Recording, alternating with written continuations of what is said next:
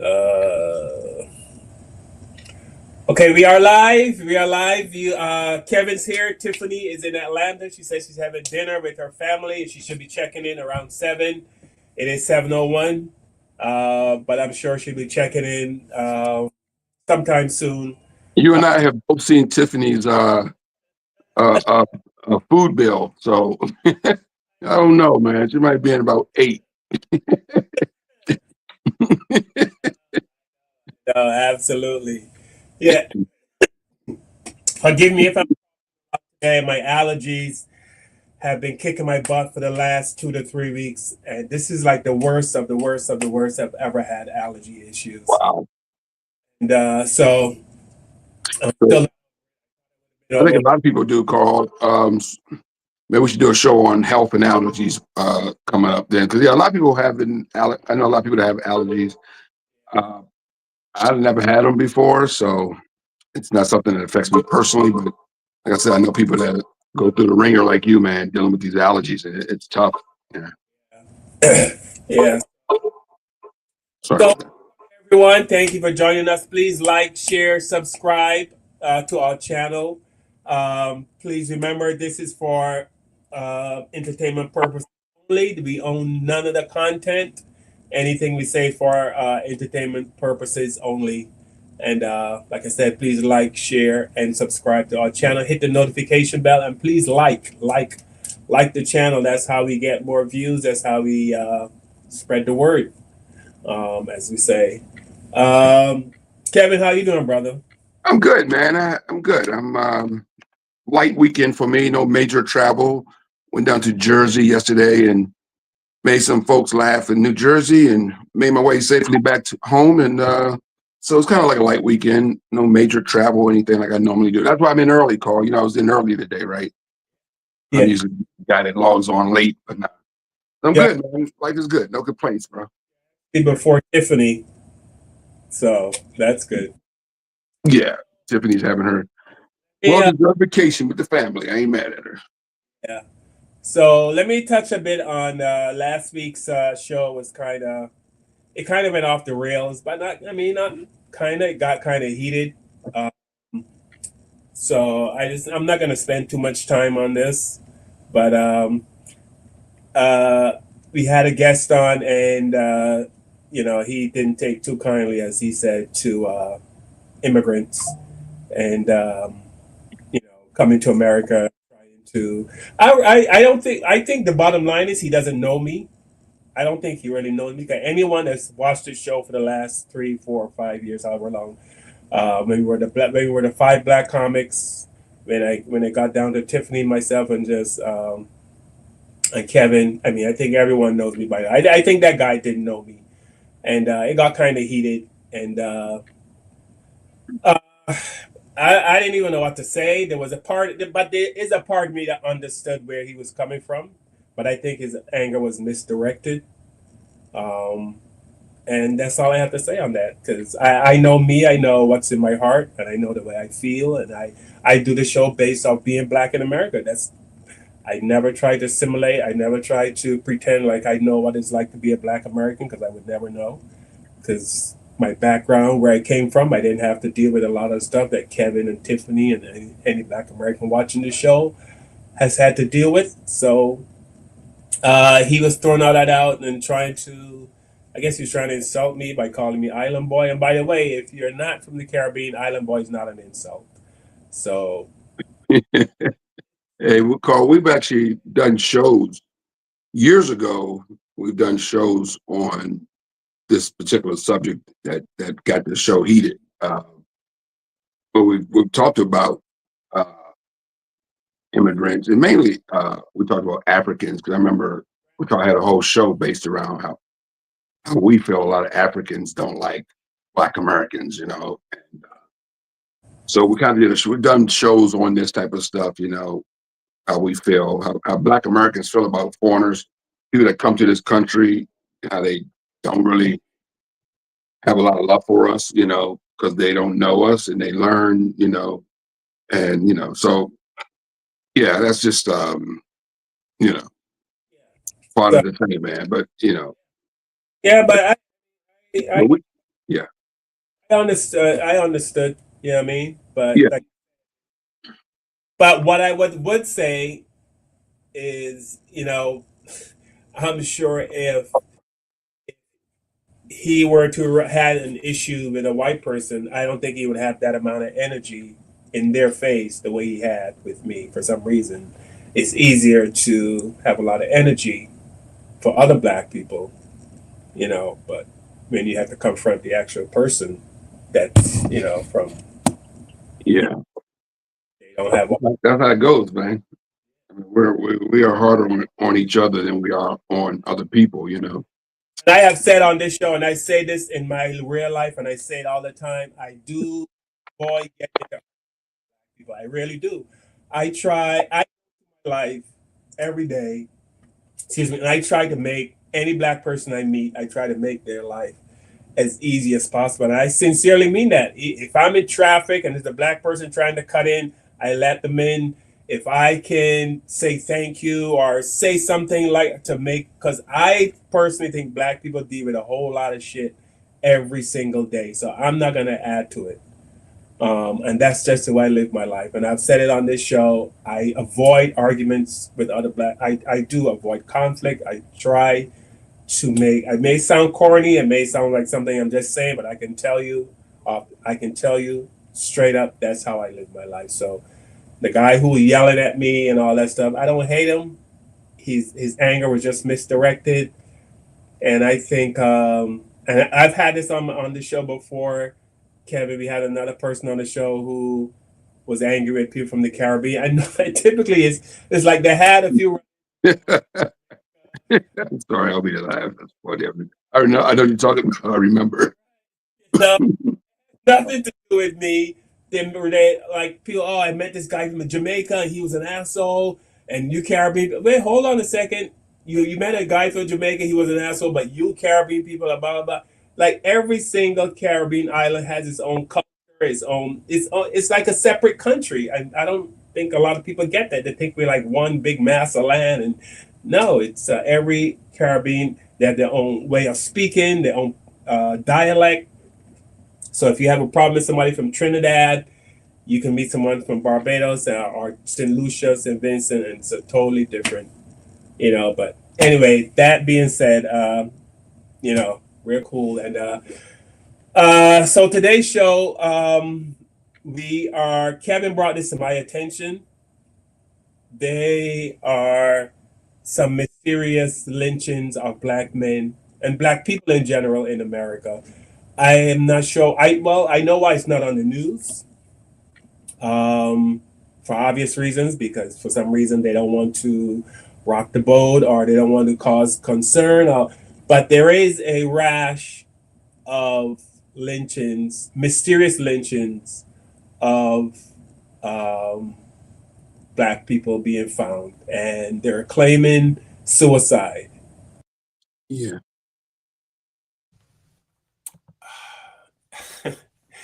Especially we talk about the twins that were found unalived in the mountains, 90 miles away from an airport. They said there was a murder suicide. Doesn't make sense. So we're gonna get into it today. We're just gonna let you guys decide how it that all of a sudden black men and women are being found hung from trees, and the family is saying no, no, they would never commit suicide, but the police and the authorities are saying it was a suicide. Why would a black person travel thousands of miles to go up in a mountain or go somewhere off that they normally aren't just to hang themselves? And the family are saying um, that it's not suicide. Also, Hoover? What's the name? Hoover, the guy that you said Trump pardoned. Larry Hoover. Yeah. I a bit about him. He's looks like he was a gang leader in Chicago. But the angle I'm going to take on this, Kev, this is another topic Kevin sent, is why is Trump focused on just pardoning criminals? Why not? People who are in jail on just, yes, but everything Trump does for black people seems to revolve around crime or jail or prison, and he thinks that's the way to get black votes. So I get that's the way to black people's hearts is to show them love, what I mean, around the criminal, anything that involves criminality. He's not having extra money go to HBCUs. He's not opening up businesses in black neighborhoods where black people can make a decent living wage. He thinks you just, let a bunch of black prisoners out and that's the way we get. So, Yeah. Well, that's because, you know why? Because they think all we care about is entertainment and, and rap music. And of course, in some instances, they're correct, right? Like, you yeah, know, like yeah. like the Diddy trial, it's a big distraction, but it's not been as distractive as they wanted it to be because a lot of people aren't tuned in to the Diddy trial, maybe like they would have been to the OJ trial. You know what I'm saying? Like this is not the trial of the century. Like there's so much going on in the world and going on. Yeah, if Diddy thing happened years ago, it would be bigger than it is now. It's not even that big. Like I catch up on the Diddy news like on YouTube or something, but it's not like captivating America like OJ did, like or some of the other. It's not the trial of the century. So I think things happen for distraction reasons where they want to distract the black community, and the Diddy thing's not really doing it. So they come up with other methods to distract us. Yeah, but yeah, releasing rappers and criminals, to get brownie points with black people. It'll work with some black people. Some black people will be, oh yeah. Or Snoop, for example. Snoop is once again, you know, praising Donald Trump because he released this dude. Obviously, this guy's a friend of Snoop's, I think. So yeah. So there you go. All right, we're gonna kick the show off with our number one theme song, and we're gonna jump right in with the videos. The one on the billboards. With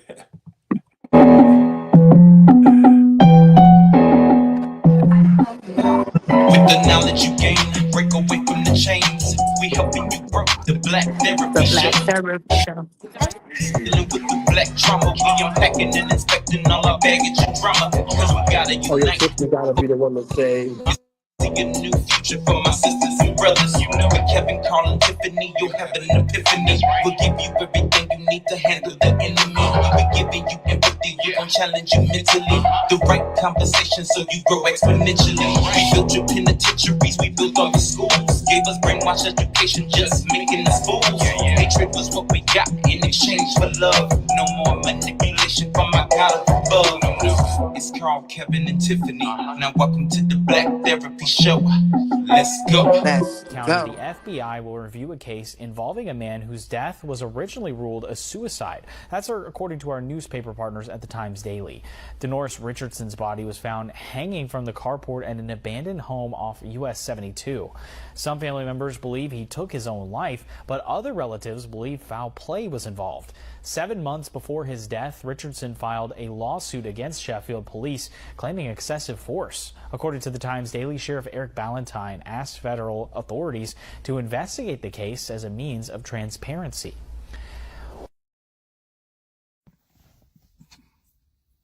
Why everybody hollering about let's be allies and let's be allies and let's do this and let's do that. First of all, let me say, I really appreciate, but I don't appreciate y'all white folk getting on my video yesterday and reporting my shit and got it taken down, got it banned or whatever, got it stricken from the fucking record. Good job, I touched the nerve. So I'm glad I did. Now, this young brother, 300-pound black man, truck driver, Charlotte, North Carolina, April 26th, found him lynched. 300 fucking pounds, big brother. Last name is Casier, Casier. They lynched him. Now, of course, they ruled it a suicide, of course, right? Look it up. It just happened this year. It hadn't been on the news and nothing like that. But for some reason, I love social media because it shows everything that local news do not. Now, one thing, my people, and I promise this ain't going to be no long video. I'm going to tell you this. If this shit was happening to white people, they would burn this motherfucking country to a cinder. Let that shit sink in. Just let it sink in for a moment. You see what they're doing when we do what we do to them when they do shit to us. You see what they do. You see what they doing to Carmelo Anthony. He's protecting himself. They trying to run him through the ringer. Brother Hinton that ran over that damn police officer. You see what they're trying to get him to. Where we at? Hi guys, I wanted to come to you with this story about a young teen who comes from Chicago to Montana for a fresh start and ends up naked and unalived in a ditch here in Montana.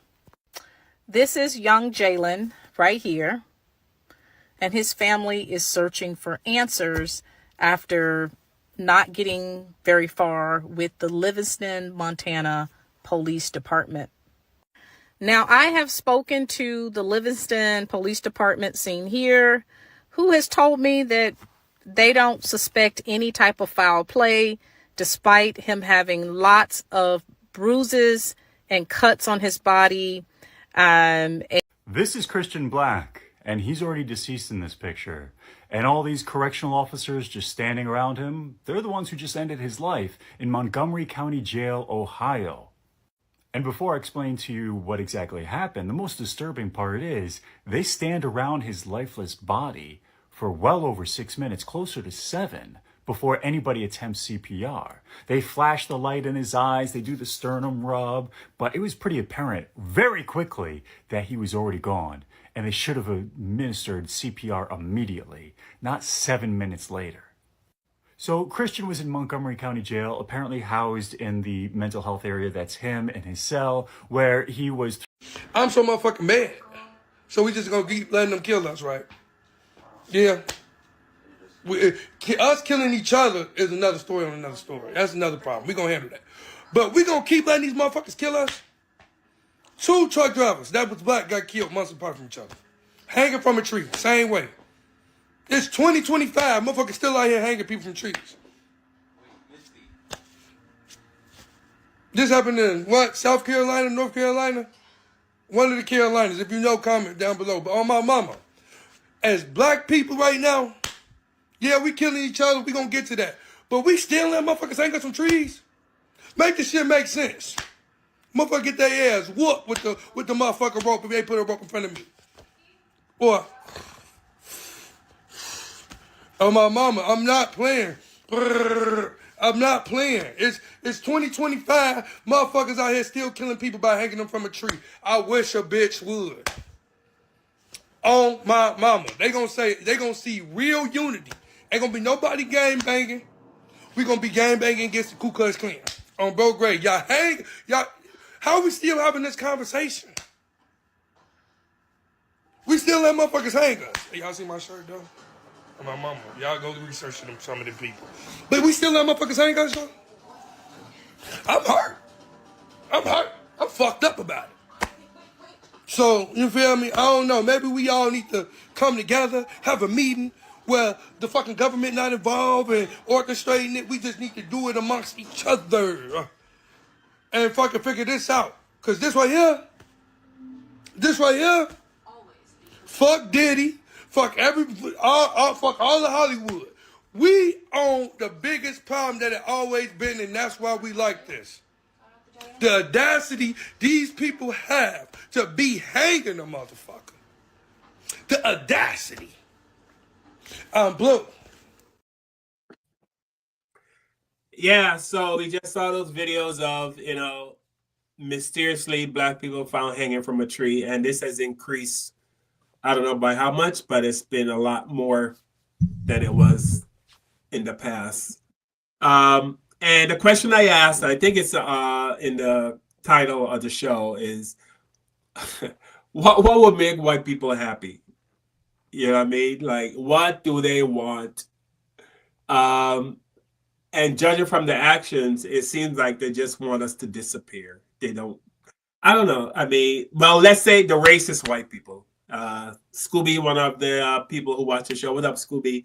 Scooby said when we say white people, we kind of include him and his family, and they're not like that. So he wants to make sure we say racist white people. So what do they want? Why are they lynching? Why are they killing us? Why are they trying to eliminate us? I mean, we know why. Here's my take on it.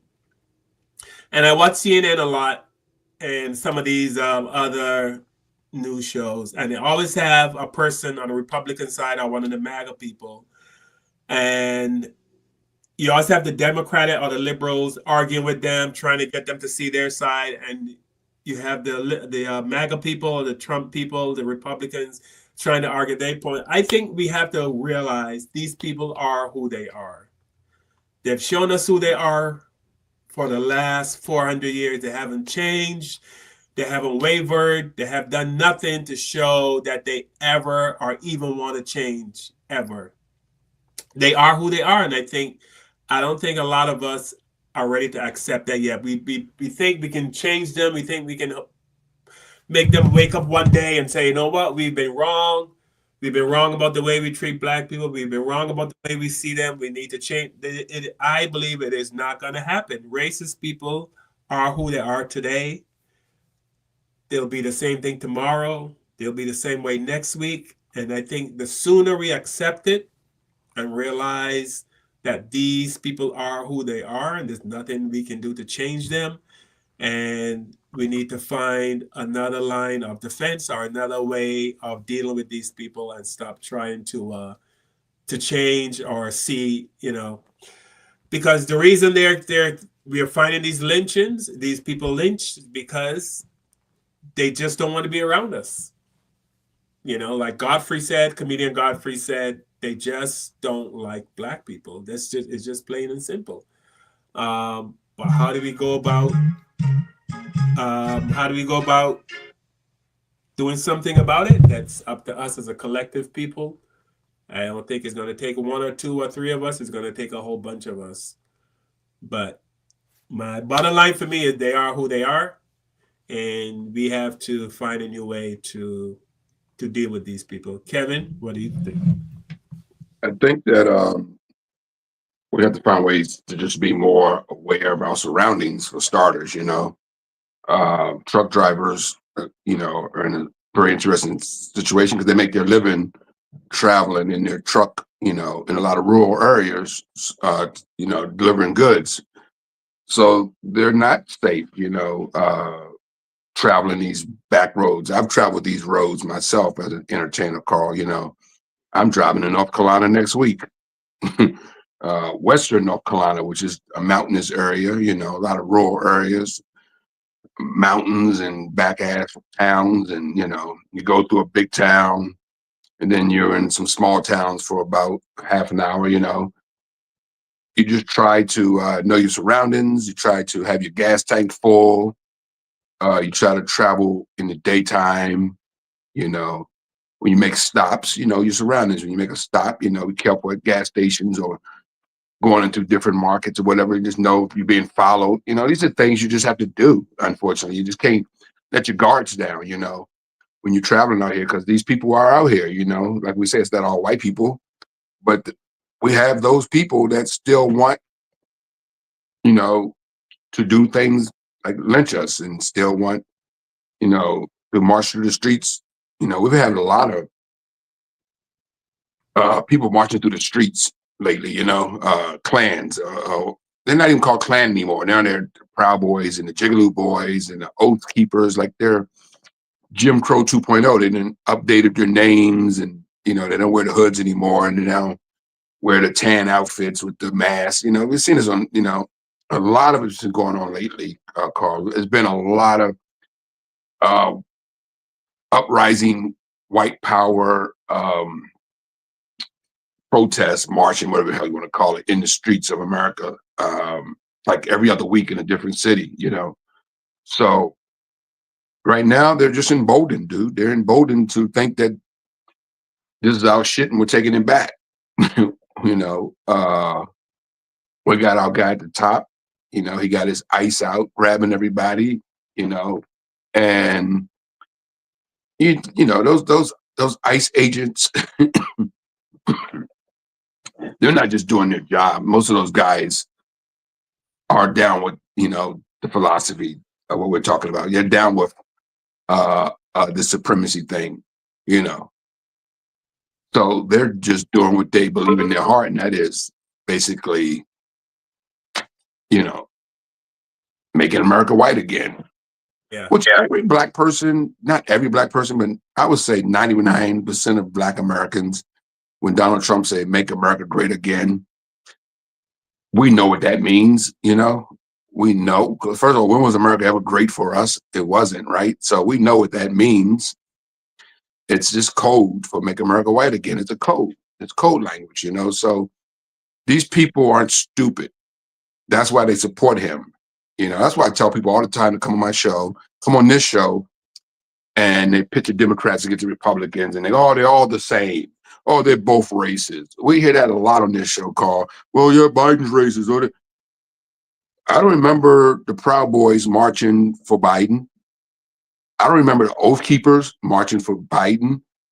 I don't remember the KKK endorsing Joe Biden like they have endorsed this other guy, right? So to say they're all the same is BS, because they can't be the same, because if that was the case, they would be supporting Joe Biden too, right? So every white nationalist group, Nazi, KKK, Oath Keeper, Gigolo Boys, Proud Boys, and other names I can't even think of, they're all are supporters of 47. Yeah. And that is a fact. So for people to come on this show and put their chests out and say, oh, they're all the same. Oh, they're all racist. Oh, they're both the same. If they were, then they would be supporting the other guy too, and they didn't. They didn't support Biden. They support Trump. There's a reason for that, because they understand why he's there, and he's there for them. That's why you see this. That's why you see these lynchings. You know, that's why these lynchings are happening, because these people now feel they can get away with it. They're not gonna be held accountable. You know, the scariest thing about this call is that, and this is really scary, is that it could be the police, you know, that's doing this, you know. And if that's the case, the brother that had the video about bang, bang, bang, bang, bang, and all that stuff, I mean, that sounds good. Yeah. Got to defend ourselves the best we can, but everybody's not walking around ready to go bang, bang, bang, especially if it's the cops, you know, that's behind this, you know, because we're not stupid. We know police officers are a part of the Klan and these racist groups. Not all of them, but a big group, a lot of them.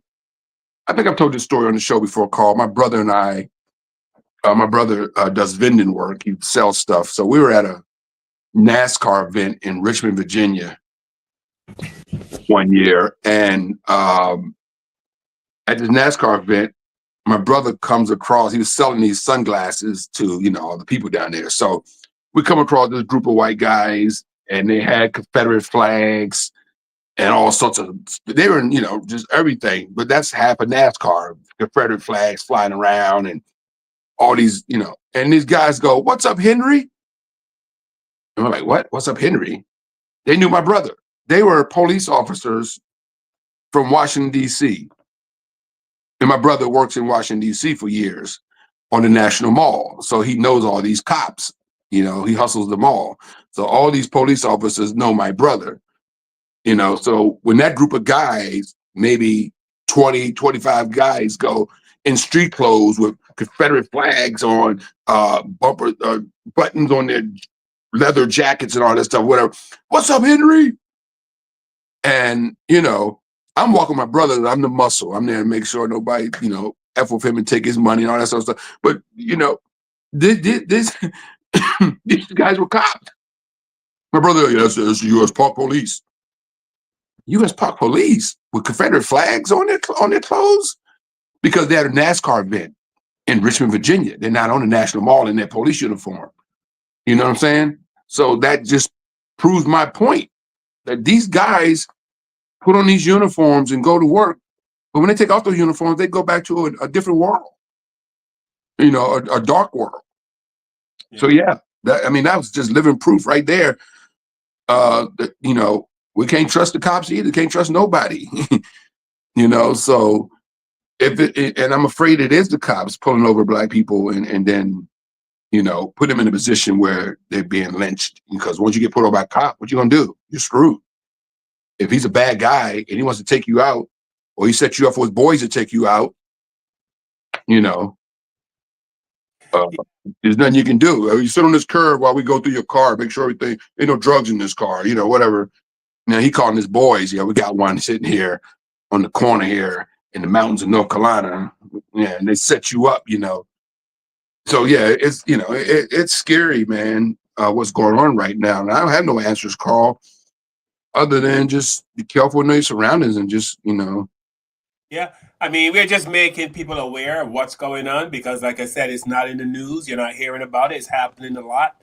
And it wasn't for, there's a show called Indisputable on YouTube. I forget the brother's name, but he was the one that brought it to my attention also. I mean, and, you know, Kevin, you sent me the videos. Hey, Carl, the news is like, is on its way out, man. The news is like payphones. Yeah. You know, you don't see payphones anymore. Everybody got a cell phone. That's where cable news is going. You know, the news is now TikTok. The news is now YouTube. You know, the news is now Instagram and other platforms, you know. So you're going to get your news off of these platforms. You're not going to get, you know, when you turn into CNN, you're going to see a panel of people, but you're right. They got the right-wing guys on there now dominating, you know. I watch CNN. I'm like, there's more Trump supporters on CNN and, you know, what the hell's going on? And you know what's going on. They're going for the ratings. They only care about the ratings. That's all they care about. You know, they don't care about you, me. They care about the ratings.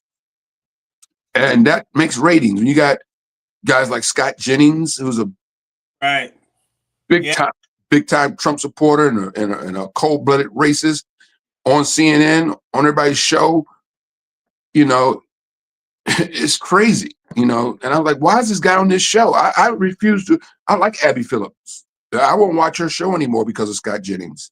I would not tune into if CNN, if you guys are watching, I'm not watching your network as long as Scott Jennings is on your show. Yeah, I'm not. I don't. That is exactly who I was talking about. Like, why do we keep arguing with these people? He is who he is. He is an unapologetic racist. He's very as hardcore as the liberals are about their feelings. He's just as hardcore about his feelings and about, you know what I mean? He's just but he's actually being hardcore racist though, you know. You know, the liberals, and I hate to use that word because it separates us as humans, you know, liberals and the right and the left. And I mean, it's like, that's what we are right now.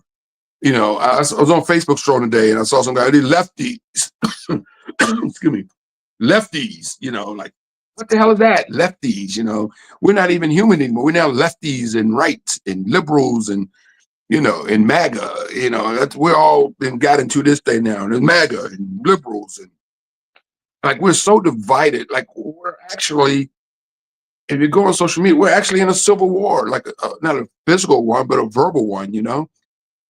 At this point, it's horrible.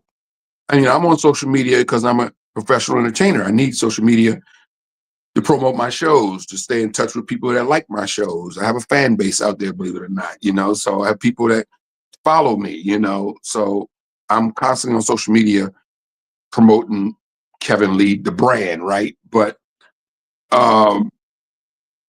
it's hard. It's hard to get on social media anymore and strolling and just not seeing some BS that pisses you off. You know, it's like, hey, what is going on? Like, I can't even get on there and just stroll and just look at stuff like you used to do. I was seeing some racist BS on Facebook, you know. It's crazy. It's just crazy. And usually it's somebody you know. That's even worse, you know. I saw a friend of mine real quick called comedian, I don't call him a friend, comedian associate, post a meme degrading Kamala Harris today. And I said to him, I said, didn't you guys win? Like, you're still going after Kamala Harris? Like, you guys won the election. Why are you still going after this woman? I know why. Because the guy you voted for is an F up, and you know it, and you're just trying to distract everybody from it, you know? Like, you're still Trump's been in office for 146 days, and you're still posting memes trying to degrade Kamala Harris. Like, you guys won the election. You should be happy. The country should be great again, as he put it, right? You got everything you wanted. You got your president, you got your Congress, you got your senators, everything you voted in November, you guys won. Why am I still seeing negative, degrading posts towards Kamala Harris? I see more people on the right going at the Biden right now, and you know, all these Biden memes. Like, Biden's an 82-year-old man, retired with cancer, and you guys are still going after him. Like, the dude's fighting for his life. He's on his last days, probably. You going after him? Like, you know what's wrong? Like, aren't you guys aren't happy because you know you effed up. You know what I'm saying? But you're not happy. That's why you're going at the Biden, because you're not happy. Yeah, well, they gotta. I mean, like you said, Trump is effing up so bad. They gotta pull up the old tropes of Biden and Kamala Harris to make themselves feel better. Because if not, they'll be posting memes of how great Trump's doing. Right? Yeah, they can't. They can't. There was a Bruce Springsteen posted this video. I may have sent it to our chat line. I think I did. Where he was talking about the White House. He's like, there's no this White House. There's no dog. Like, every president has had a first dog. You know, there's no dog in this White House. There's no pictures of the first family together. You know, and going back to the Kennedys, you would see the Kennedys on boat trips together up in Maine, you know, Martha's Vineyard, you know, the Obamas, you see them together on the beach in Hawaii with their kids, you know, like there's no love, there's no unity. You don't see that family together, you know, ever. Where's the first lady at? Where the hell is she at? Like, you know, where's this first lady at? Trump's wife. You know, I mean, what is going on? Like, you know what I'm saying? Like, there's nothing. He was just saying there's no first dog. There's no animals in this house. There's no, there's no White House garden, which every first lady is known for their gardens. This lady's put no garden out. You know, like this. There's so much craziness going on in this White House. Like, there's nothing normal. It's not normal what's going on. Even if you're not a Republican, Carl, and you disagree with George Bush's policies, or you disagree with Ronald Reagan's policies, or whatever, you know, other Republican presidents' policies, Bush Sr. and Bush II, you might not like their policies, but these guys, even though you disagree with their policy, these guys had a human side to them, and they had a norm to them, you know? So you're like, okay, that's the president, you know, right? Yeah. Like, my friend Wanda Sykes said, she goes, I'm not supposed to be smarter than my president. You know what I'm saying? That's a problem when you're smarter than the damn president, right? You think about that. Like, we're smarter than this guy. That's not normal. We're not supposed to be smarter than our president. Yeah. It's just a bunch of angry white men. That's all I see. You know, there's no fun. They don't laugh. There's no laughter. It's just a bunch of angry white men.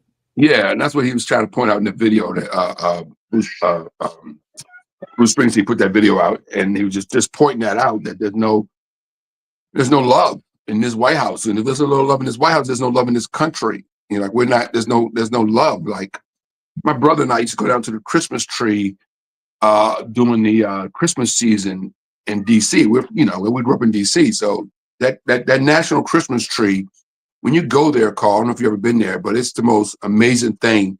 You got this huge Christmas tree. Even if you don't celebrate Christmas, it's the most beautiful thing, right? And you got people from all walks of life and all nationalities there, you know, with their kids, walk around taking pictures of this beautiful thing outside the White House. And I was talking to somebody at one of my shows, and I told them I was from DC. And they're like, oh, we went to DC. it's not the same. They used to go there every year with their kids, basically what they were saying, telling me. Now, like we went to DC under the Trump administration, and it wasn't the same. The atmosphere around the White House was there was no love in the air. You know, she was explaining. They were explaining to me at my show. I talked to them after the show when I talked from DC. They were just telling me, these are white people telling me how, I don't know what the word is, man, how dead it is around that White House. Like the energy in the air, you know, it's not the same. You know, it's just what's going on is just crazy right now. It's like a bad dream, man. It really is. I'm gonna show this video. This video from back in the '60s, and you could. This seems like it could have been from today. We talked with a group of whites who call themselves lower middle class. They are worried about Negroes moving into their neighborhood. And they are not responsible citizens. Until they live like we are, we don't want them. I don't want to live with me, to tell you the truth. Whether they take care of them or not, I don't want to live with them. Because they ran away from them. And if I wanted to live with them, I wouldn't be paying high taxes like I am. I would have stayed where I was. More than half of whites in our survey believe Negroes are more likely than whites to run down their own neighborhoods. In the South, they throw the garbage out of the window and the pigs come and eat it. Here they throw the garbage out of the window and no pigs come and eat it. In general, are Negroes as civilized as whites? 43% of whites said no, Negroes are not as civilized. It's his image that he's building. They act like savages, like animals. They kill each other. They rape and they rob. When there's a riot, well, they wouldn't burn their own places. They had signs all over. Soul Brother. It made no difference. They robbed, raped, plundered, looted their own people. What about the way Negroes care for their children? About 1/4 of whites say that Negroes are less likely than whites to take good care of their children. The colored woman does not take care of her child, does not help to educate this child. There's no problem about it. They're ADC. The more children they can have, the more money they get to go out and play the lottery. They get more money to go out and drink a little more gin. But to take care of their children, they put a pair of shoes on them. I blame the mother for not educating her child when they're born, from the day they're born till the day they grow up. Lower intelligence. 1 out of 4 whites also believe Negro children are more likely to hold back the class.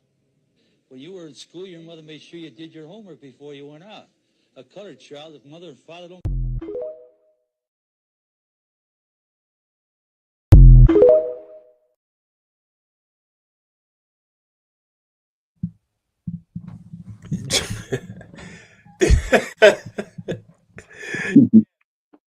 Yeah, the lady said black people throw the garbage out the window and the pigs come and eat it in the black neighborhood. When they move to a white neighborhood, they throw the garbage out the window. There's no pigs to come and eat it. You know, well, my take on this, and I'll try to make it quick. If you, I mean, how can I put this? A lot of this had to do with, see, they blame the victims, right? A lot of this had to do with, if there's a hood or a bad neighborhood where black people live that's run down and the streets are bad and the garbage everywhere, it's basically because of your government that you know, it's nobody just wants to live like that. They're you know, I can't even put this into words, but what I want to say, but because that caught me off guard, because that's crazy as hell, Carl, what you just played. Well, they put black people in the city. Okay, they say black people commit a lot of crime. Okay, you put poor people in, you stack them into a neighborhood, you put them all together, you make them all poor. Of course, there's going to be crime because now they're fighting against each other. Wherever you put a bunch of poor people, or you put a bunch of people, you're going to have a certain kind of crime amongst those certain kind of people. What percentage of white-collar crime is committed by white men?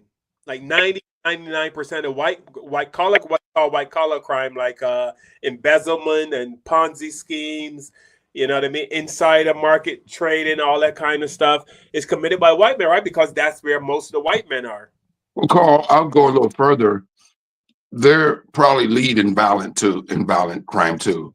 It's just not talked about, and it's not, you know, as I was said on this show before, one of my favorite shows is Dayline NBC.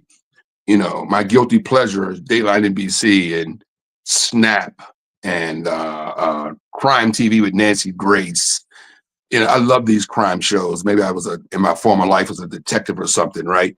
But I watch all these crime shows basically every day. I'm sit down and find an hour to sit through some crime TV. I love this stuff, man. And it's sad because you're watching people being killed. You know, it's like I said, that's why I call it guilty pleasure. But 99% of these cases on these shows, and these are real shows, this isn't made up shows, these are real shows based on real crimes, they're white people. When I get off this show tonight, I'll sit in my recliner downstairs and I'll turn on Dateline NBC and I'll watch some white guy kill his wife because he didn't want to get a divorce and he's having an affair, you know, or some lady kill her kids, you know, or vice versa, you know, arsenic in his coffee every morning. He got sick and died. I mean, I see this crap every day. And these are real cases, you know, and these shows. So for people to say that Black people are violent and that we just, our last segment, we just talked about Black men being lynched. There's no segments on nobody's podcast, nowhere in America where Black men are lynching white men. All right? Absolutely. You couldn't find, I got a better chance of hitting the Powerball and getting hit by lightning in the same freaking week than you finding Black men hanging white men from trees in this country. So coming up, next week is Juneteenth, right? What do that celebrate? That celebrates Black Wall Street, Tulsa, Oklahoma, right? Is coming up. That the anniversary of that. So it's coming up soon. So yeah, that's coming up soon, right? So when you think back to Tulsa, Oklahoma, and what happened there, and that's just the one city that's famous, and then the other one that they made the movie about in North Carolina. But you think about all these Black towns and cities that were burnt down, and all the Black people that were killed by mobs of white people, right? And you think about all the history of this country up to now. We just talk about men being killed and lynched on the side of the road, you know, and all these people killing their kids and their babies and doing all this crap, you know, killing their wives and husbands off so they don't have to get a divorce and pay a lot of money out, you know. All these shows I watch, and I sit there and watch these shows and I'll be like, wow. Every once in a while, a Black one will pop up, you know. And so, but not most of these shows are, you know, you watch Nancy Grace. We just watch a whole segment on the guy that killed the people out in the girls in the college dorm out in Colorado. You know, she's been covering that a lot lately. So, because that trial's going on, to do that stabbed those girls in the dorm, you know, out in Colorado, I believe it was. So, for white people to, I mean, for them to have that mentality that they have, you know, that we are so violent and it's so wrong, Carl. It's not true. It's just not true. They are more violent than we are. Well, of course, we know it's true. They know it's true. But I honestly think that some of those racist white people, I don't know if it's a talent or a skill that they have to block stuff out, because how can you look at a history of America of people who came and murdered the Indians and took their land? I mean, it was the same thing in the Caribbean. In the Caribbean, there were two tribes of Indians. There were the Arawaks and there were the Arawaks and the Caribs. That's how the Caribbean got his name, Caribbean, because there was a tribe of Indians called the Caribs. Right. 5 million Caribs and Arawaks in the Caribbean. Columbus or whoever the colonizers came to the Caribbean, within like 5 or 10 years, they went from 5 million to 100,000. They killed off 4-point-something million people just to take their land, just to take over the island. Just, you know, which explains when you go to the Caribbean, and Barbados included, you go to Barbados, you go to any Caribbean island, you will see a 98 to 99% Black population but you will also see 2% white people owning 98% of the wealth. But yet still they could find it in their heart, like you just said, to call us savages.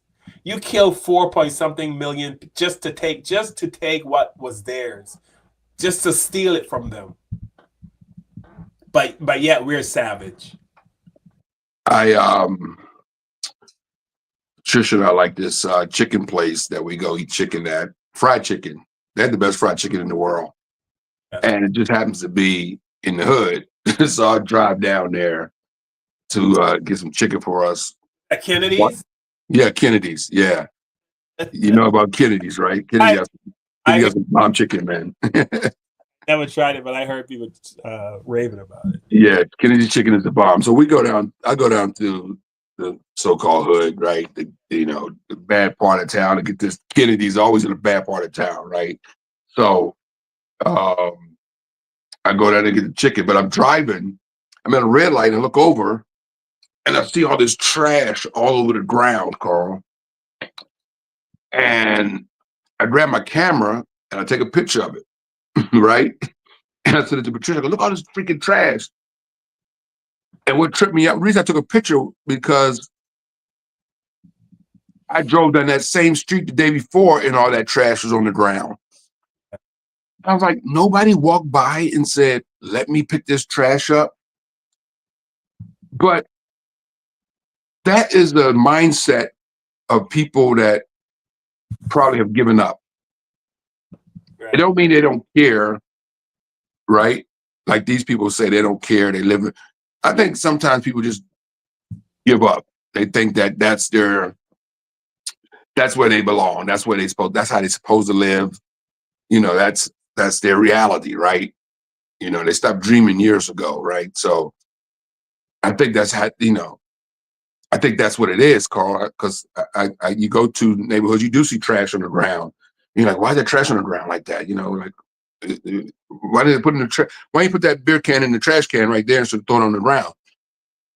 I think people at some point that live in these type of environments that give up on life, and they give up, and they just have no hope, and that's kind of yeah, it's funny. And that has to do with family too. Like there's no family structure.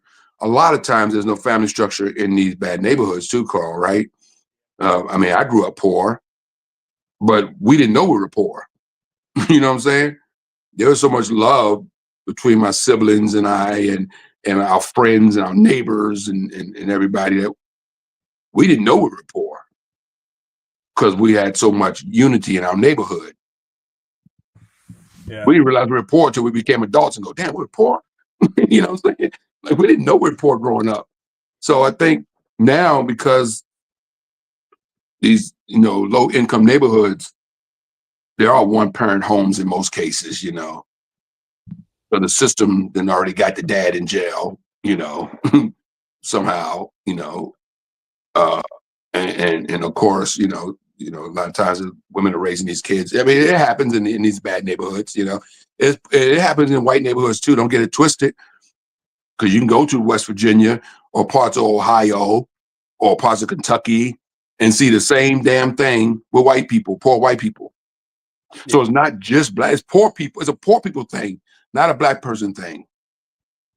Yeah, but you see the video I showed with those racist white people talking about black people don't take care of the kids.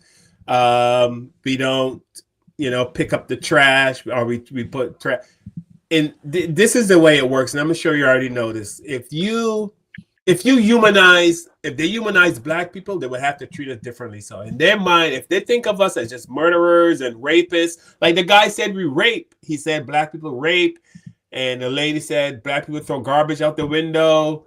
And the other guy said black people don't take care of their kids and all that stuff.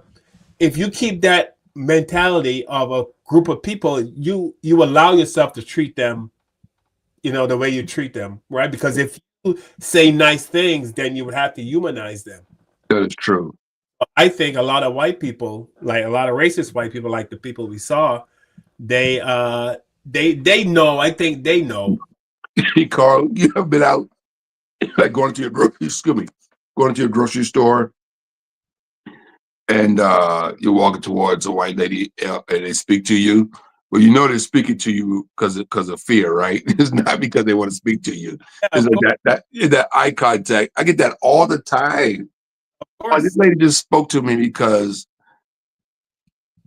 it's either guilt or fear. You know, it's the weirdest, it's the funniest thing. I don't know if other people experience this, but it's hilarious because you know why they're speaking to you. You know. Of course. I elevator. I was on an elevator last week. I got on the elevator. This white dude is on there with his dog, and the dog is trying to jump. Now, I don't like dogs jumping on me. Just because if I have on a certain type of clothing, I don't want dogs jumping on me. But I love dogs. I've had dogs in Barbados. I just never had a dog in America, but I've always had dogs. But I just looked at the guy and I looked at his dog, and but I was thinking about other stuff going, you know what I mean. But I can tell I made this guy so uncomfortable. He started asking me all kind of questions. So, are you having a great day today? How's everything? So, and I can tell it was literally just out of fear that he was talking to me. He just literally just started talking out of fear. And like you said, I get that a lot where, you know, when you're in a certain space or, with one person, they feel they have to talk or say something nice, or I guess they're trying to feel you out to see what kind of black are you? Are you the Robin Black? Are you the black is gonna rob? Yeah, that's funny. That's funny. I'm different, Carl. I've been on elevators and environment in places with people that have dogs, and I don't mind if the dog comes up to me and sniff me because that's what dogs do anyway. But Oh, good. it doesn't bother me, you know. But they always over apologetic about it, if the dog jumps on your leg or something like that. I'm like, oh, because if a dog jumps on your leg, that means he can sense that you are a good person. Because one thing about a dog knows when you're not a good person too. You know that? Like we have a guest that come to our house sometimes, and our dog Jax, who passed away by the way, but Jax used to always bark at this person when he came through the door. Nobody bark. Jax barks at nobody, but this one person that comes through the door. So we're like, oh, he feels this guy's energy. You know what I mean? Yeah. This guy energy is fucked up, right? So that's why he barks at. Jackson's the friendliest dog in the world. He don't bark at nobody. But this one person, so he felt this guy's energy. Yeah. It's Yeah. funny. I've been to so many homes with people who have dogs, and they go, "You are the only person my dog does not bark at." Oh, okay, cool. Like this one lady said, "You must be an angel," or maybe she went as far as to say, I think God is calling you to be a preacher." I go, "What?" She go, "Yeah, because my dog Cool. barks at every single person. You walked in this house and he said nothing." She said, "There's something angelic about you, and you need to explore that because I think God is calling you to." Here's Tiffany. Minister Call, hey, Minister Call, hey, You Minister said Call, Minister Call. hey, it's a good living. Hey, What's Tiffany up, is Tiff? Got your all I'm big in and glasses out. I'm on. in and out. It's okay. It's all good.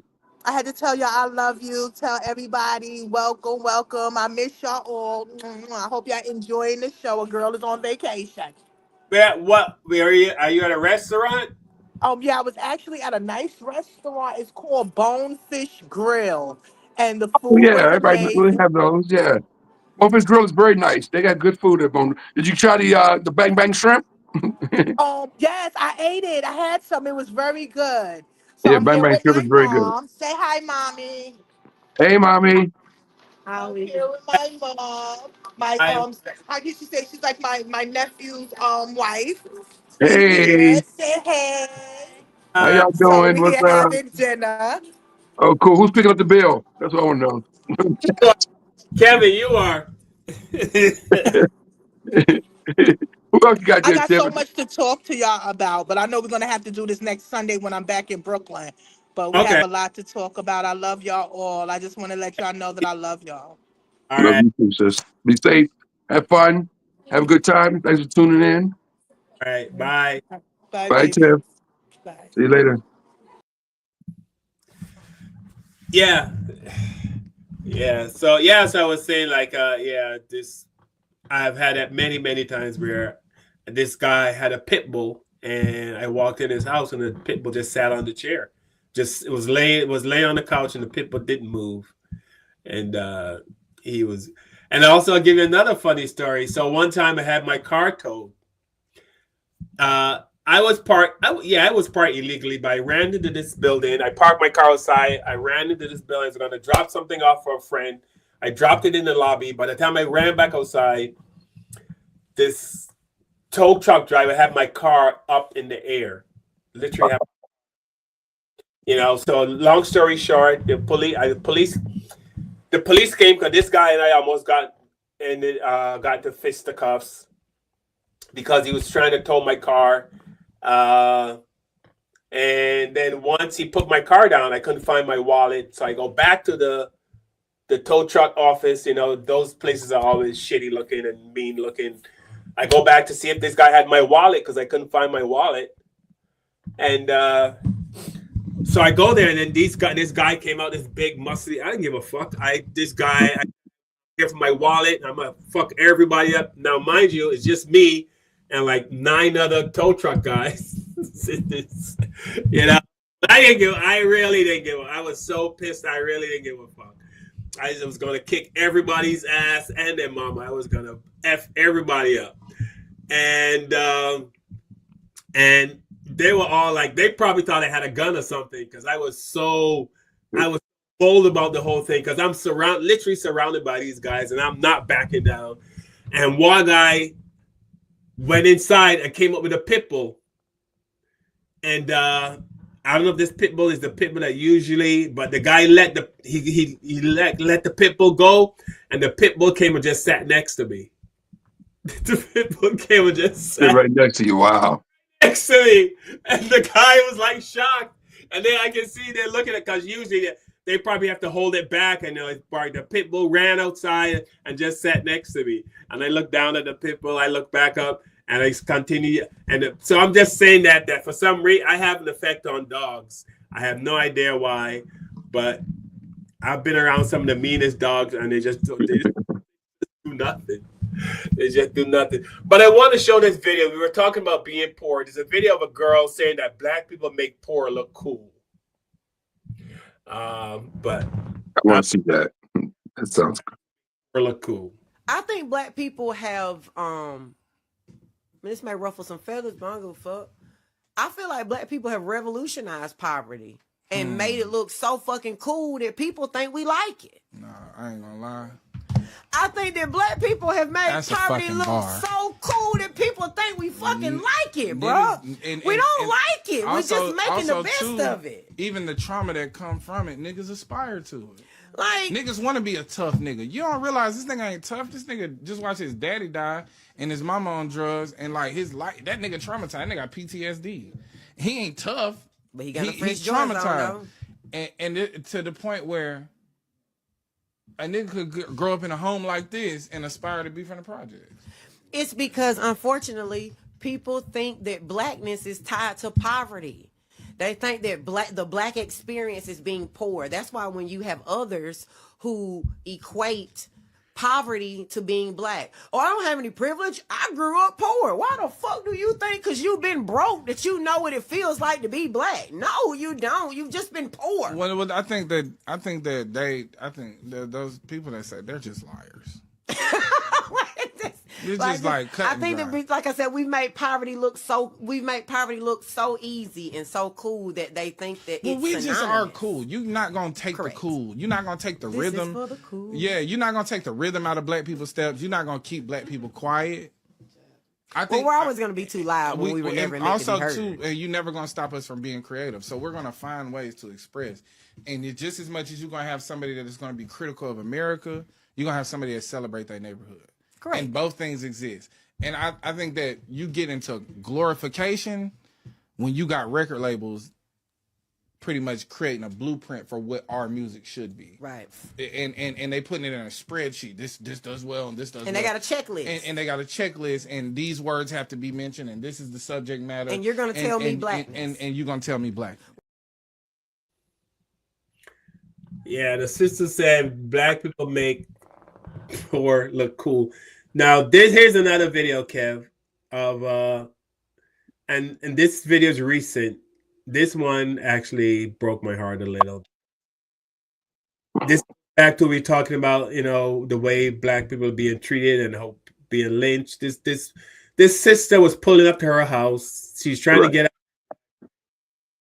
Apparently there was some construction going on at the bottom of her driveway. She's just trying to get into her driveway. She pulled into her driveway, and then this cop just totally harasses her.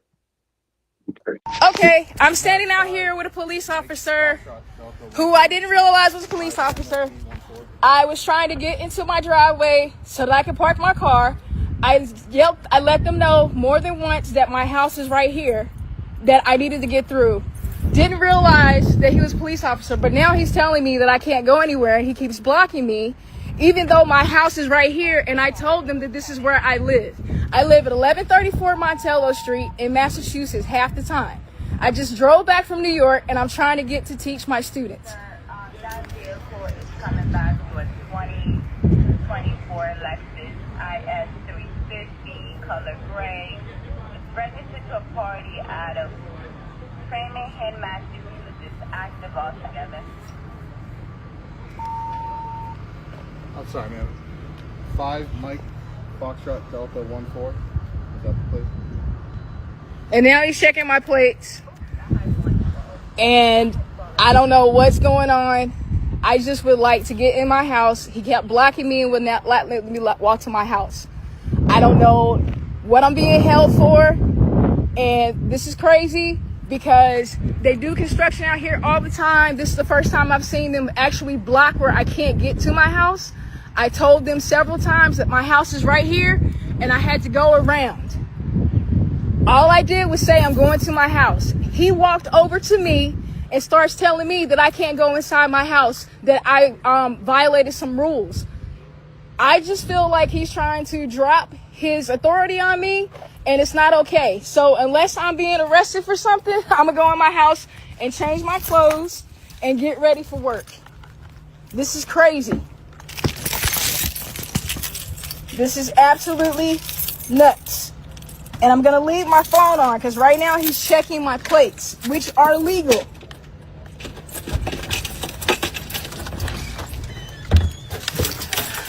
I don't understand what's wrong with these white people. Thank you very much. He is leaving. I knew eventually something like this was going to happen because it's happening to everybody just being black. I'm so sick of this system. I can't even pull into my own driveway where I pay my mortgage without being harassed. This police officer touched me, would not let me walk by to get to my house because I'm trying to get in my driveway where I pay because they're doing construction. I can't get into my own driveway, and I said it several times. I'm going to report this officer, and it's going to be a problem for him.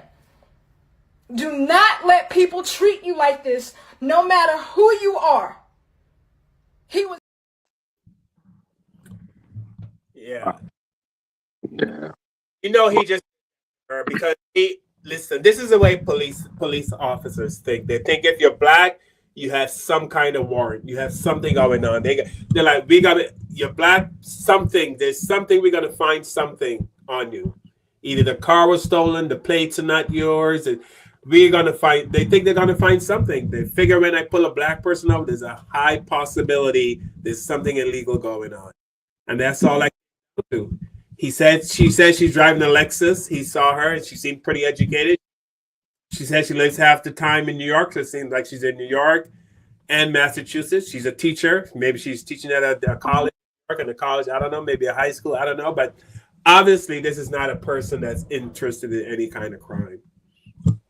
But the fact that she's black, and I mean, to have to deal with that, I mean, So a lot of my white friends would say, why don't you just do what the police say? But I just don't want to. I just don't want. Why do I have to deal with this?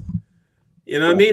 The fact that I got to deal with this is aggravating. You know what I mean? And it's not like that's the one thing. Like you can go through a day as a black person when you have so many little micro things happening to you. Like I remember like you go into a hotel. I walked into this hotel. The front desk was literally probably like 50 yards away. You walk in the hotel, and as soon as I walk in, the girl started yelling, asking me, "Can I help you?" Like I have to walk up to your desk to talk to you. Do you? You know what I mean?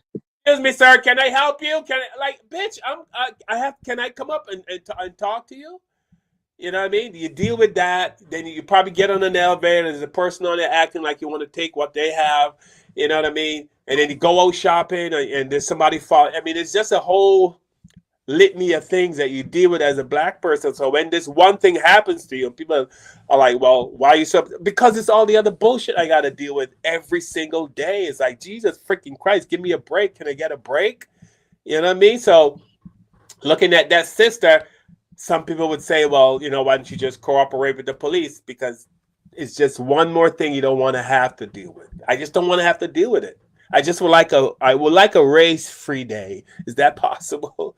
Is that possible? Get a day, one day? I don't think I've ever had a day since I've been living where I can say I had a race-free day. A day where even if I stayed in the house, you know what I mean? I told you guys, I'm in my house and this guy knocks on the door.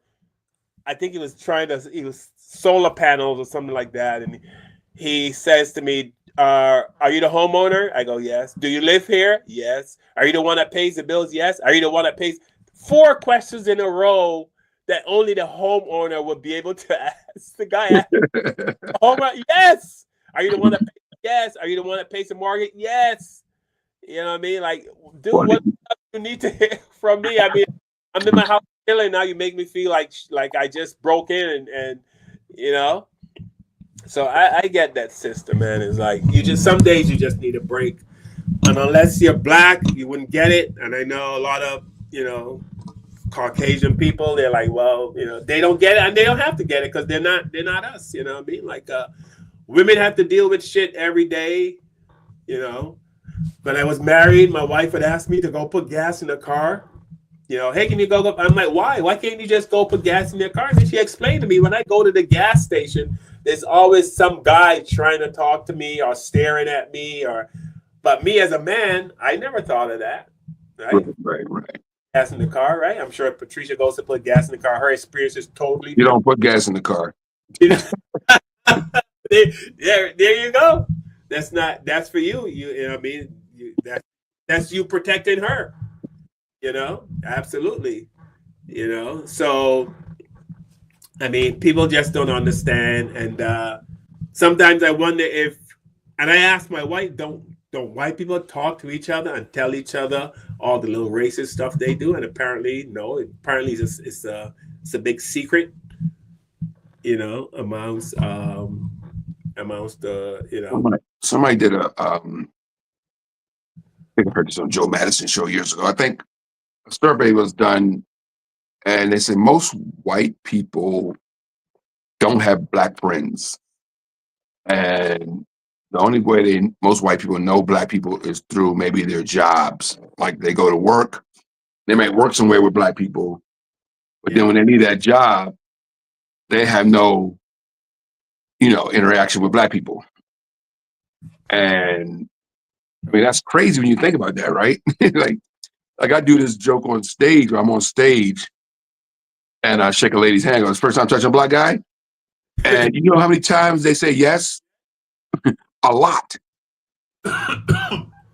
I'll be like shocked. I'm like, how you doing, man? Nice to meet you. Welcome to the front. She's sitting in the front row with her husband or whatever. How you doing? I shake her hand. Your first time touching a black guy? And the yes comes out. Yeah. And it blows me away. I'm like, I expect you to say no. You know what I mean? But it's so many yeses, Carl, when I do that routine when I touch the white lady's hand and shake her hand, There are so many yeses. This is the first time you actually touched a black guy. Yeah. How is that even possible? You know, United States of America. I've got you. You're sitting in my front row. You're in your 50s, and you never touched a black guy. Like that's just I'm just thinking about this survey. I think Mr. Madison talked about on his show, Joe Madison show, where they did the survey that most white people really don't have no interaction with black people outside of their employment in most cases. That's weird. That's just weird when you think about it. And that's, even you and I and Tiffany teases us all the time because we got white colleagues and people like that, comedians that we know through, being entertainers, right? And then when Trump comes into office, all these comedians we've been friends with for 30 years, we find out these guys are Trump supporters, right? We're like, damn, but do we really know these people outside of these comedy clubs we work on stage with? We don't know them really.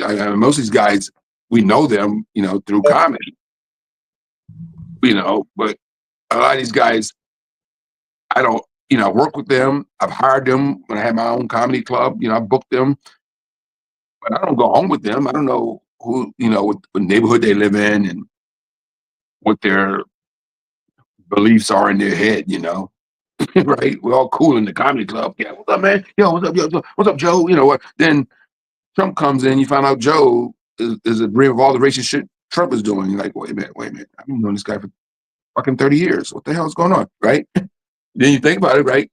Maybe this guy Joe doesn't have any black friends other than his comedian buddies. But when he goes home, it's a whole different story, right? So I think that's a problem. I think we don't know each other.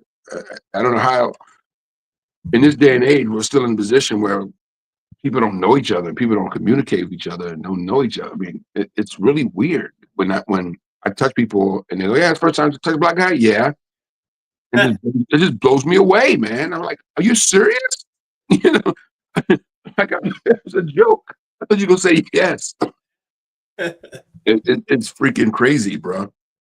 Maybe if they say no, if his husband might, the husband might be upset all the way Well, home. I have a joke about that.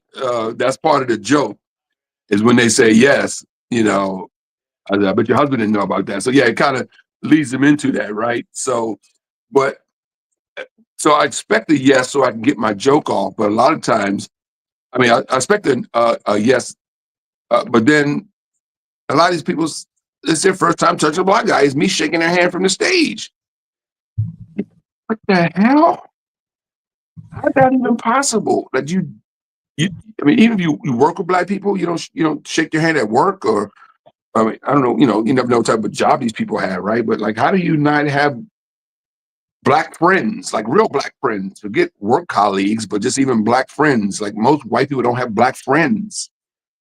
Well, I have white friends like that. I have a white guy I can actually say that's my real friend, like, but and you probably have white people too that you consider a friend. I don't know, but I do. So I don't know how you have through this life and not have friends from other cultures. I mean, from other, race and stuff like that. But Kev, is there a white friend that if you heard your doorbell go off right now and you looked out and you saw this white friend, you wouldn't be surprised? Because if is there a white friend you have that they can say, "Hey, I was in that neighborhood and I decided," or is this because I have white friends and I have white friends. I don't know if that seems weird, but I have white friends that if they stop by my house, I wouldn't be surprised because we got that kind of relationship. But I also have friends, white friends, that if I looked outside my house and I saw that, I'd feel like, wait a minute. I see what you're saying. That kind of friend. That's what you're saying.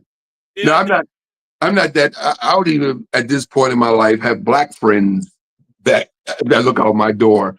The only black friend I had like that, my buddy Doc passed away, right? This is my best friend, but he passed away a few years ago. But I'm not, my circle right now is very, very small. I have a very small circle right now, in my life, Carl. And I would say it's by choice. Just that's just the way things panned out.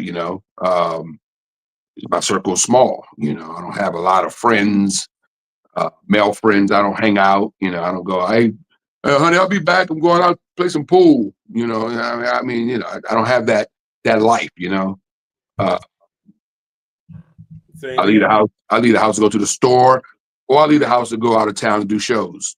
That's it. Then I'm back. I don't. I have my family. That's my life. It's my family. I don't have a large circle of friends, male or female, at this point. To be honest with you, but yeah, but I've had so many white people in my life that were real friends, that I considered real friends. You know, that I had good relationships with. That if they did knock on my door, I wouldn't have been shocked if they knew where I lived. You know, uh, I wouldn't be like, "Oh yeah, which comes here?" Shocking. Right now, one of my white friends, I would go, "How the hell you find out where I live at?" Would be the first question, because most, because I don't, I'm not that close to any person that black or white at this point that know where I live. So because I don't, my circle is small right now. Yeah, yeah, same here. I mean, if I wouldn't be like mad or anything. I would just be surprised if I saw, Yeah, person. exactly. Yeah. So I mean, it's a different world now, man. The world is different now. I mean, you and I do this podcast every Sunday for almost 6 years going on now, 5 years now, and we don't see each other other than this thing here, right? So I don't know where Carl lives, and Carl don't know where I live at, but so it's just a different world. We could be close because of this show and this video, but we don't know where each other. We've never been to each other's house for dinner. We live in different states, right? So it's a different. The same thing, like the comedy industry. I talked to another comedian about this, Carl. I work for guys that I don't even. Back in the day, in the '80s, when I first started performing professionally, I used to play basketball with the club owners and the bookers, and we hang out. We knew each other. Today, I work for guys now because of the internet and email and the way the industry is. Now, I don't even know what some of these guys look like. Yeah. Like one of the guys that I work for a lot, I just met for the first time a few months ago. I've been working for this guy for 20 years for his company, and I finally just met him. And I'm like, damn, I'm working for you for 20 years. You finally gonna see my show tonight. You know what I mean? In person, right? So that's where we at now, man. So it's relationships are different now Yeah. because of the internet and the way we are. Back in the '80s and the early '90s, I remember playing tennis with comedians. We used to go out and play tennis. We used to have a little basketball. We used to play softball. You know what I mean? We used to play, but like you said, now nobody, people just do their thing and then they part with. So Gina is saying that I don't know who she's talking to, but Gina says she knows where I live. Or I don't know if she knows. Gina, you know where I live? What if I show up at your door? I don't know. Gee. Depends what you wear, Gina. Showing up. You showing up in a nun's outfit? Yeah. Funny. Yeah. So anyway, we're gonna wrap it up. I want to thank everyone for joining us here today. Tiffany is in Atlanta. As you saw, she popped in. She had to pop out. She's celebrating her nephew's graduation, and so she's with family in Atlanta. Well, in Georgia somewhere, out in Georgia, right? Atlanta, yeah. Family's important, man, and it's good to see people. That's the side people don't see of us, Carl, that we have family. We have unity. It's not all shoot 'em up and what's portrayed of us. That's what they don't see is that family. Like Tiffany right now is with her family in another state. She traveled to be with her family, and they're out having dinner together. And she's with her mom, and her cousins, and you know what I'm saying? Like race people don't see that side of black people. All they see is this negativity that's portrayed in the media of I had this real quickly conversation with this guy. He's a magician, and I'm a magician, so we talk a lot about magic. But he lived in Chicago, and we get into this political battle every once in a while. He brings up the crime in Chicago. Oh, the black guys in Chicago to do is shoot each other. I'm like, well, dude, what do you think the Italians and the Irishmen did before the black people were there? All they did was shoot up each other. That's why we have Al Capone and all these famous gangsters, you know, who ran Chicago for decades, from the 30s up to the freaking 70s, was nothing but Italian mafia running shit, shooting up Chicago. So now you act like it's just black gangbangers are the worst thing that ever happened in Chicago, and Chicago's one of the most crooked places on the planet, you know?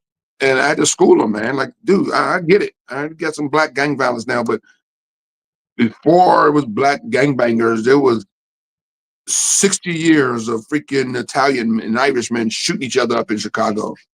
So, you know, these people don't want to know the history, man. They just want to just point fingers at black people who are going through it, obviously, you know, for whatever reason. I said, look, man, ain't no gun factories in inner cities of Chicago. How you think they got them guns got there, you know? There's some guy in a Brooks Brothers suit, you know, in a mansion somewhere that's making sure those guns get in the neighborhood. So, you know. Wasn't there a TV show about was it Dragnet?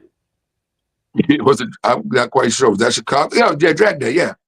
The show about the Italian, was it the Italian gangsters in Chicago? Dragnet, about Al Capone and John Dillinger and all those guys. There's been so many documentaries and shows, Carl. I'm really big on watching all that stuff. So I've done so many things. And not really much Chicago as New York. I've been really big on the New York Mafia thing on YouTube, watching all these documentaries on New York Mafia. You know, those are some violent dudes, man. Yeah. New York Mafia was no joke. In Chicago ain't no joke either. I haven't done as much stuff on Capone and Dillinger and all those guys from Chicago, but I've done a lot of but they made movies on this stuff, you know, on these guys, you know. The Untouchables, one of my favorite movies, you know, was about Al Capone, you know, with Kevin Costner and Robert De Niro played in that movie. It's a great movie, by the way. And of course, Sean Connery is in that too. He won an Oscar for that movie, The Untouchables. Great movie. But yeah, man, I mean, so it's, you know, they act like we invented this shit. You know, like we didn't invent this, you know. So This stuff was going on way before we even was allowed to have a gun. You know, it was shoot 'em up in America. But now they point the finger at us like we invented gang violence. You know, like, please. Well, because, you know, for some reason, stereotypes stick to us better than sticks to everyone else. Yeah, exactly. Yeah. All right, so we're going to close. Kevin, did you see the video of the deer beating up that white lady? The deer? The deer, and the internet went crazy. Of course, the black people are laughing because... No, I didn't see it. I don't smoke weed, but it'd probably be a good thing to smoke and watch that. But no, I didn't see it. You had a video? Yes. So this one somewhere Excuse me. when she saw a little deer, and she decided to go over and pet the little baby deer. Of course, the mama deer wasn't having it, and the mama deer just went. And the black people are having the ball because they're like, these white people wouldn't learn to leave the wildlife alone. So here it is. You're gonna close out the show, and here's the deer. They're calling her the deer lady. Okay. She is. I really don't want to like laugh. Like, how do you allow a common animal to beat you like this? Like, what's up? Come on, fight back! It's just an animal, fight back! Come on! Oh no!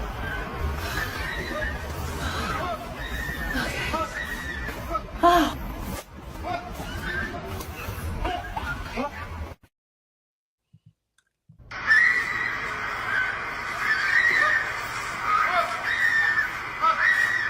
And I don't feel sorry for you.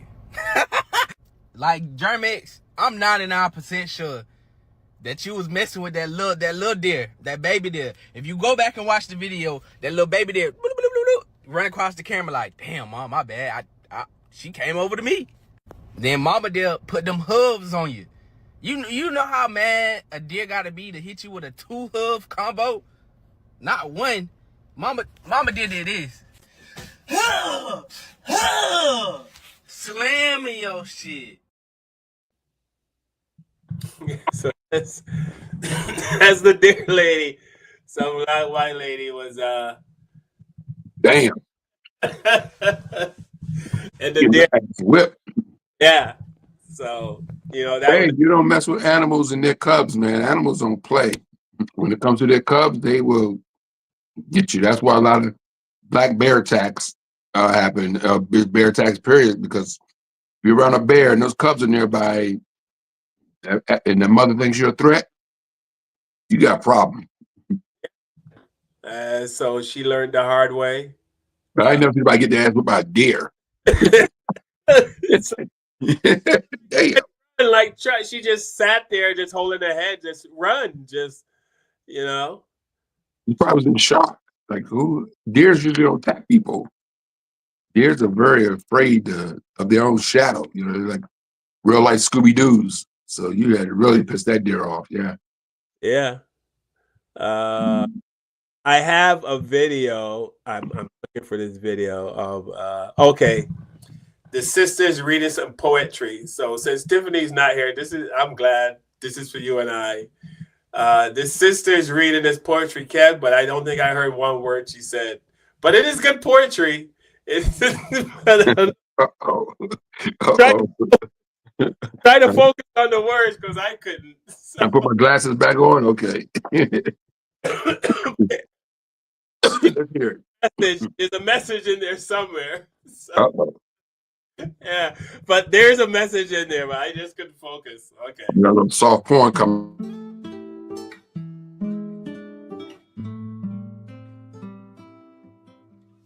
Kamala Harris is cool and all, but I want more Jasmine Crockett's. I want more fuck-offs, the press outlets. I want more out-of-pocket. I want more bad-built, bleach blonde, butch bodies. I want Whitey on his moon and the fuck about my pockets. I want his hands off my grandma's Social Security check. I want his kid out from behind the Oval Office desk. I want more Ayanna Presley's. I want more AOC's. I want more Angela Rye's. I want more Joyanne Reed's. I want more politicians to meet me on the South Side, more parking lot pimping on your timeline. I want more irreverence on my TV screen, American Requiems and bell-bottom jeans. I want more halftime shows that dismantle American dreams. I want more rappers to find more reasons for Kendrick to beef. I want more of what gets and keeps the people going. I want Jake's B613. I want Liv's and Rowan's. I want real-life clapback, economic pushback and resistance. I want to let the people know that we ain't coming like no bitches. Clear. Awesome. All right. Fire.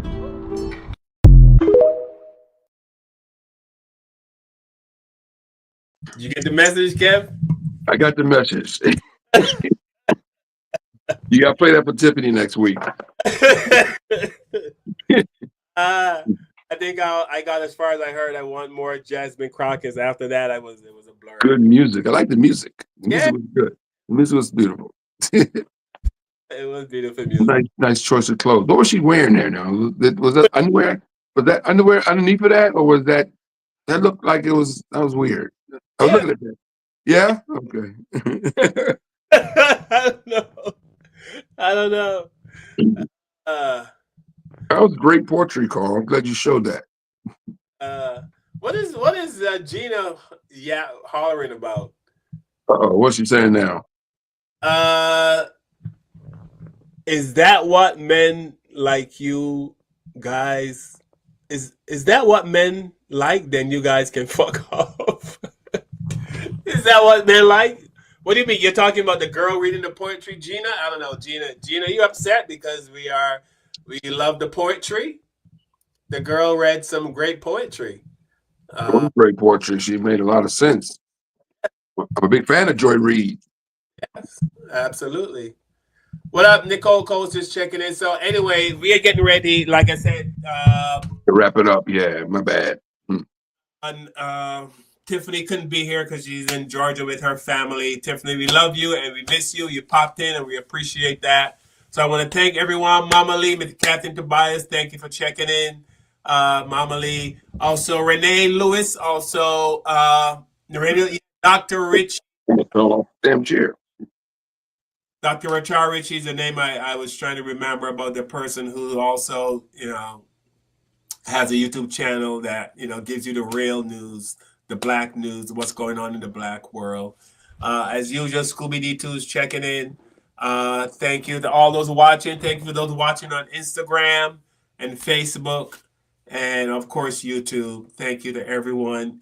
Thank you so much. We love you. We love you. We love you. We appreciate you taking the time out of your day, evening, or nighttime, whatever time you watch the show, to spend that time with us. Now, with that out of the way, Kevin, anything you learned on this show before we go? Yeah, I learned that this show is much better than last week's show. Yeah, last week's show very interesting. I learned that Carl and Kevin can hold it down. I learned we can hold it down. It was a very smooth show, Carl. Good job. And my advice to people traveling around the country is just go back to the first segment of the show, which is very scary. Considering I'm a guy who travels a lot in my car by myself, doing stand-up comedy around the country. So just know your surroundings, keep your cell phone well charged, and try to stay in touch with your family while you're traveling and friends, whatever, on the phone, and whatever the case may be, and just be careful out there, because we're living in some crazy times right now. We're back. It's never went away, but it's back. So, yeah. And that's it. We'll be here next week talking some more good stuff for the ears. So thanks for watching us. And Tiffany will be back on next week. I've been to dinner with Tiffany before, and I know that the bill is going to be very expensive. So I feel sorry for whoever's picking up the tab. Yeah. Yeah. I'll pick those restaurants, that's for sure. I picked $7 for red snapper. How much did that red snapper cost? 70 with taxes, so it was at $80-something for. That was a big ass red snapper though, man. That red snapper was nice, bro. That was huge. Yeah. But the funny thing is about that restaurant, they don't put the price of the expensive food on the menu. No, they don't. And they're not supposed to, because basically what they're telling you, if you have to know the price of this fish, then you don't belong in here. You can't afford it, so. Yeah, you can't. You can't afford it. I mean, yeah, you can't afford to eat in a restaurant like this. Like what fish is market price, or the crab legs, or you go places, and I've been in restaurants like that where the high expensive items, there is no price. Like you go, how much is the lobster tail? Oh, it's market price. Right. The hell is that? It just says market price on the menu. So you have that lobster tail could be anywhere from $40 to $80. You just depending on what the market is on that day, right? It's market price. So yeah, I've seen a lot on menus in certain restaurants, kind of the more upscale restaurants, which we were at a upscale restaurant. Nice place, by the way. Would love to go back. I'm take a loan out on my house, and you and I and Tiff will go back there. Yeah.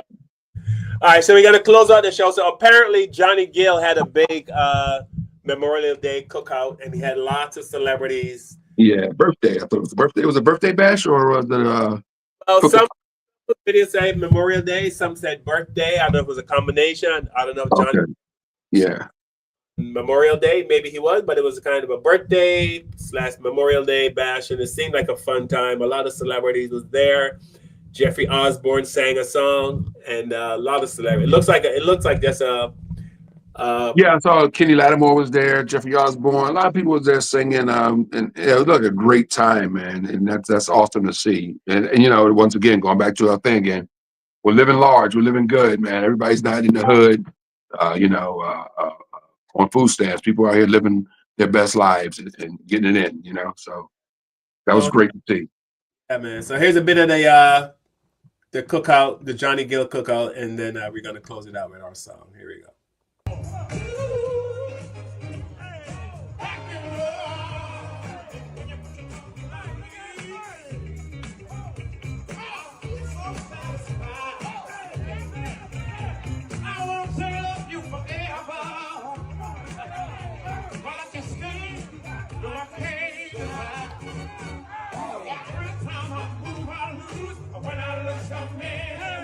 Every time I turn around.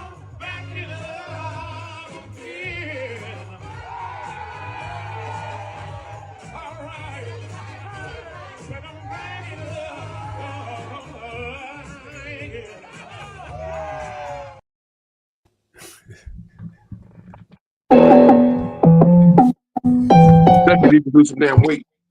I know, right? The knowledge you gain, break away from the chains. We helping you grow the Black Therapy Show. We in a safe space dealing with the black trauma. We unpacking and inspecting all our baggage and drama. Cause we gotta unite, no more killing each other. It's time to see a new future for my sisters and brothers. You know, with Kevin, Tiffany, you'll have an epiphany. We'll give you everything you need to handle the enemy. We're giving you empathy, we gon' challenge you mentally. The right conversation so you grow exponentially. We built your penitentiaries, we built all the schools. Gave us brainwash education, just making us fools. Hatred was what we got in exchange for love. No more manipulation from my God above. No, it's Carl, Kevin, and Tiffany. Now welcome to the Black Therapy Show. Let's go.